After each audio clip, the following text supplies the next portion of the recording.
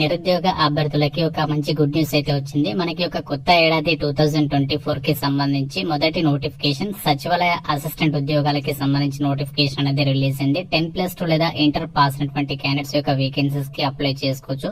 Andhra Pradesh and Telangana male and female candidates యొక్క vacancies కి online లో అప్లై చేసుకోవచ్చు. అన్ని కూడా పర్మనెంట్ ప్రభుత్వ ఉద్యోగాలే. చేరగానే మీకు 36,000 వరకు కూడా సాలరీ అనేది వస్తుంది. ఒకే ఒక సింగిల్ ఎగ్జామ్ అనేది కండక్ట్ చేసి రిక్రూట్మెంట్ కి సెలక్షన్ చేస్తారు. సో ఇక ఉద్యోగాలకి సంబంధించి కంప్లీట్ డీటెయిల్స్ తో పాటు అప్లికేషన్ ప్రాసెస్ కూడా ఇదే వీడియోలో మీకు చెప్తాను. మీరు వీడియోని ఎక్కడ కూడా స్కిప్ చేయకుండా చివరి దాకా చూసేసి రిక్రూట్మెంట్ కి అప్లై చేయండి. వీడియో చూసినటువంటి అభ్యర్థులకి ఒక స్మాల్ రిక్వెస్ట్. సో చాలా మంది వీడియో చూస్తున్నారు, అప్లై చేసుకుని వెళ్ళిపోతున్నారు కానీ లైక్ చేయలేదు. మీరు ఇచ్చేటువంటి ఒక చిన్న లైక్ మాకు ఎంతో సపోర్ట్ ఉంటుంది కాబట్టి డెఫినెట్ గా ప్రతి ఒక్కరు లైక్ చేసి వెంటనే మీ ఫ్రెండ్స్ కి అయితే షేర్ చేయండి. ఛానల్ ని ఫస్ట్ టైం చూస్తున్న వాళ్ళు సబ్స్క్రైబ్ చేసుకోండి.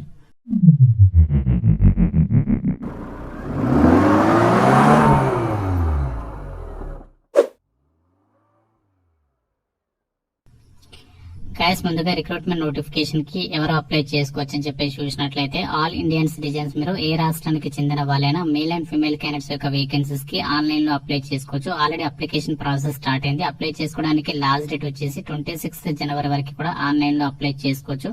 మళ్ళీ ఆఫ్లైన్ లో కూడా అప్లికేషన్ అనేది పంపాలి. ఆఫ్లైన్ లో అప్లై చేయడానికి లాస్ట్ డేట్ February 9th అని చెప్పేసి ఇచ్చారు. సో మనకి చాలా తక్కువ టైంలోనే ఎగ్జామినేషన్స్ అనేవి కండక్ట్ చేసి జాబ్ పోస్టింగ్ అనేది కల్పిస్తున్నారు.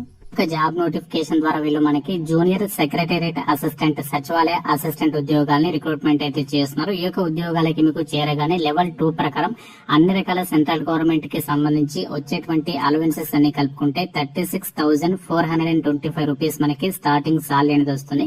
ఈ యొక్క ఉద్యోగాలకి ఎడ్యుకేషనల్ క్వాలిఫికేషన్స్ విషయానికి వచ్చినట్లయితే 10+2 లేదా 12th ఆర్ ఇట్స్ ఈక్వివాలెంట్ అని చెప్పేసి మెన్షన్ చేస్తున్నారు. అంటే మనకి ఇంటర్మీడియట్ పాస్ అయినటువంటి క్యాండిడేట్స్, అంటే మీరు ఏ విభాగంలో ఇంటర్ పాస్ అయినా, అంటే ఎంపీసీ చేసినా బైపీసీ చేసినా, మీరు ఏ విభాగంలో ఇంటర్ పాస్ అయినా అప్లై చేసుకోవచ్చు. లేదంటే మీరు డిప్లొమా చేసినా అప్లై చేసుకోవచ్చు. ఐటీఐ పాస్ అయినా కూడా అప్లై చేసుకోవడానికి ఛాన్స్ అనేది కల్పిస్తున్నారు. ఎనీ 12th అని చెప్పేసి ఇక్కడ మనకి క్లియర్ గా అయితే ఇచ్చారు.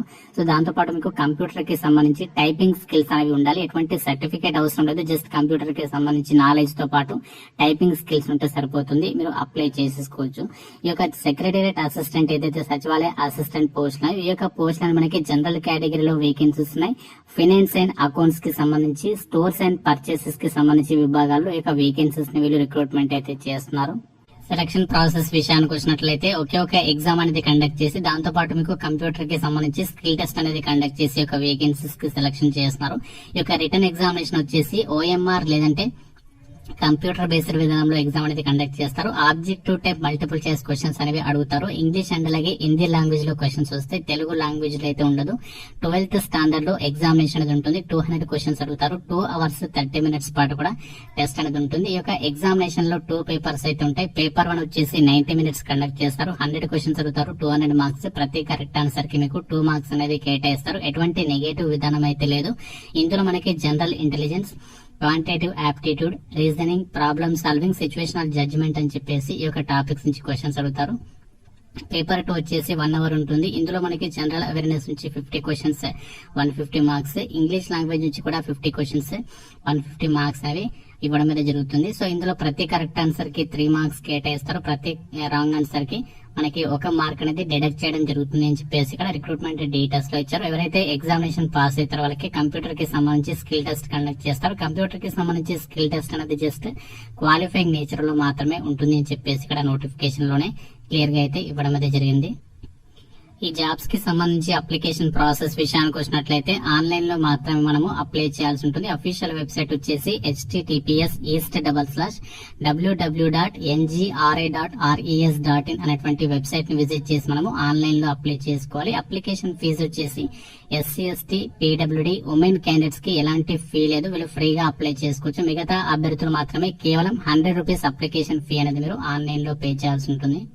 ఈ రిక్రూట్మెంట్ కి సంబంధించి అప్లికేషన్ ప్రాసెస్ వచ్చేసి మనము ఆన్లైన్ లో అప్లై చేసిన తర్వాత మళ్ళీ మనము ఆ యొక్క అప్లికేషన్ కాపీ అనేది ఆన్లైన్ లో నుంచి ప్రింట్అవుట్ తీసుకుని దానికి మిగతా ఎడ్యుకేషనల్ జిరాక్స్ కాపీస్ అన్ని కూడా అటాచ్ చేసి ప్రతి జిరాక్స్ కాపీ మీద మీరు సెల్ఫ్ అటెస్టేషన్ చేయాలి. సెల్ఫ్ అటెస్టేషన్ అంటే ప్రతి జిరాక్స్ కాపీ మీద మీరు సిగ్నేచర్ పెట్టేసేసి అవన్నింటినీ కూడా మీరు ఎన్వలప్ కవర్, పోస్ట్ ఆఫీస్ కి వెళ్లి ఎన్వలప్ కవర్ తీసుకుని అందులో ఆ డాక్యుమెంట్స్ అన్నింటిని కూడా పిన్ చేసేసి పెట్టేసి వాటిని మీరు ఇక్కడ ఇచ్చినటువంటి అడ్రస్ కి రిజిస్టర్డ్ పోస్ట్ లేదంటే స్పీడ్ పోస్ట్ ద్వారా అప్లికేషన్స్ అనేవి పంపాలి. అప్లికేషన్స్ సెండ్ చేయడానికి last date February 9th. Address వచ్చేసి the section officer recruitment section CSIR national geophysical research institute, Uppal road, Hyderabad, Telangana 5007. ఈ యొక్క అడ్రస్ మీరు అప్లికేషన్స్ అనేవి పంపాలి.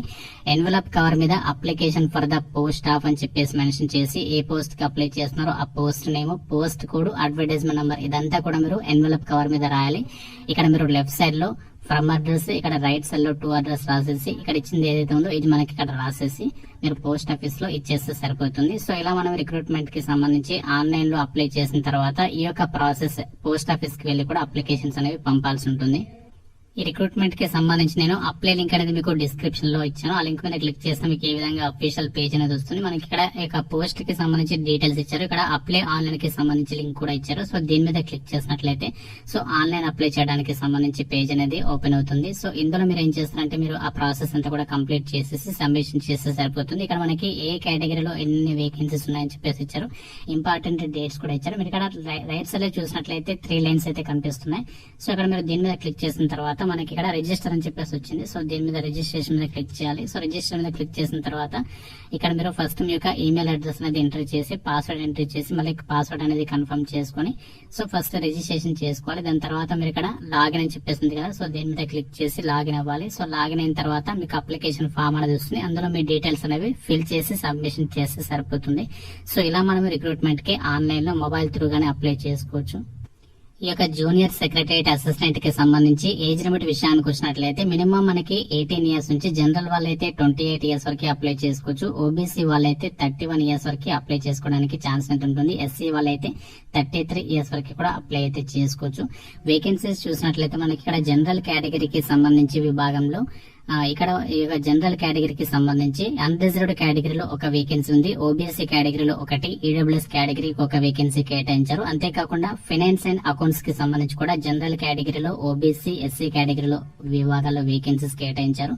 స్టోర్స్ అండ్ పర్చేసెస్ కి సంబంధించి విభాగంలో కూడా జనరల్ కేటగిరీ, ఓబీసీ, ఎస్సీ అని చెప్పేసి వేకెన్సీస్ కేటాయించారు. ప్రతి కేటగిరీకి సంబంధించి మీరు చూస్తే జనరల్ కేటగిరీలో వేకెన్సీస్ ఉన్నాయి కాబట్టి మీరు ఏ క్యాస్ట్ కి చెందిన వారైనా ఈ జాబ్స్ కి మీరు అప్లై చేసుకోవచ్చు. ఈ యొక్క జాబ్ నోటిఫికేషన్ మనకి అఫీషియల్ గా CSIR national geophysical research institute అనేటువంటి ఒక కేంద్ర ప్రభుత్వ సంస్థ నుంచి రిలీజ్ అయినటువంటి పర్మనెంట్ జూనియర్ సెక్రటరియట్ అసిస్టెంట్, సచివాలయ అసిస్టెంట్ జాబ్స్ కి సంబంధించి నోటిఫికేషన్ డీటెయిల్స్. ఈ యొక్క ఉద్యోగాలకి జాబ్ పోస్టింగ్ వచ్చేసి మనకి నేషనల్ జియోఫిజికల్ రీసెర్చ్ ఇన్స్టిట్యూట్ అనేది మనకి మన హైదరాబాద్ లో ఉప్పల్ రోడ్ కి దగ్గరలో మనకి ప్రభుత్వ సంస్థ అనేది ఉంది. మన తెలంగాణ రాష్ట్రంలో హైదరాబాద్ కి సంబంధించి లొకేషన్ లోనే జాబ్ పోస్టింగ్ అనేది కల్పిస్తున్నారు. పర్మనెంట్ సెంట్రల్ గవర్నమెంట్ జాబ్స్ ఇవి.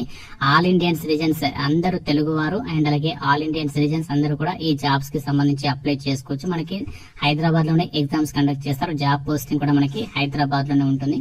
సో ఇంట్రెస్ట్ ఉన్నటువంటి వాళ్ళు ఈ రిక్రూట్మెంట్ కి ఆన్లైన్ లో అప్లై చేసుకోండి. లింక్స్ అని మీకు డిస్క్రిప్షన్ లో ఇచ్చాను. ఇంకా మీకు ఏమైనా డౌట్స్ ఉంటే నాకు కామెంట్ రూపంలో తెలపండి. డెఫినెట్ గా ప్రతి ఒక్కరు లైక్ చేసి మీ ఫ్రెండ్స్ కి షేర్ చేయండి.